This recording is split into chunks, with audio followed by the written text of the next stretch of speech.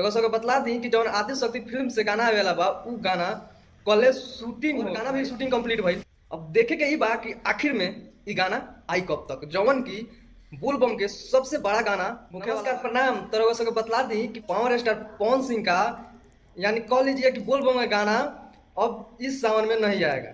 ये तो 100% कन्फर्म हो गया है कि इस सावन में बोलबम गाना नहीं आएगा। तो आखिर आएगा कब? तो रउआ सबके बतला दी कि इस सावन 2 महीना के बाद।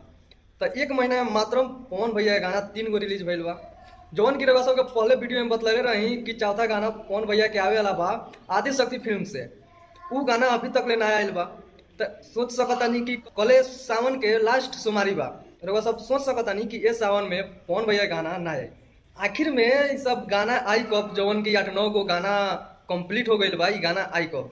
रउआ सबके बतला दी कि इस साल में 2 महीना के सावन आयल बा।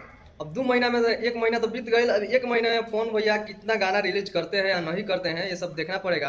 रउआ सबके बतला दी कि जौन आदिशक्ति फिल्म से गाना आवेला बा उ गाना कॉलेज शूटिंग हो भइल। कॉलेज शूटिंग भइल तो सोच सकतानी कि कॉलेज सोमवारी बा, कॉलेज तो आ नहीं सकत।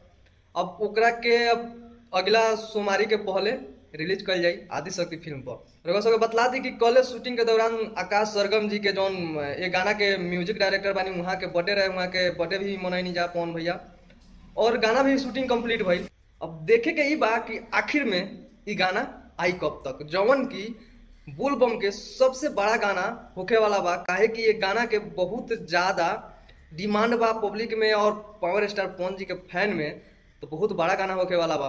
काहे कि खुद सरगम आकाश जी बोले बानी कि गाना जितना भी गाना आयल बा सबसे टॉप लेवल के गाना हुई। रउआ सब देखे में और सुने में बहुत आनंद आई, जौन की बोलबम में गाना बा। ई अपडेट रउआ सबको कैसन लागल और कितना पवन भैया गाना के इंतजार रउआ सब करत तानी, कमेंट करके जरूर बतलाएं। मिलत तानी अगला वीडियो में, तब तक नमस्कार, लव यू ऑल।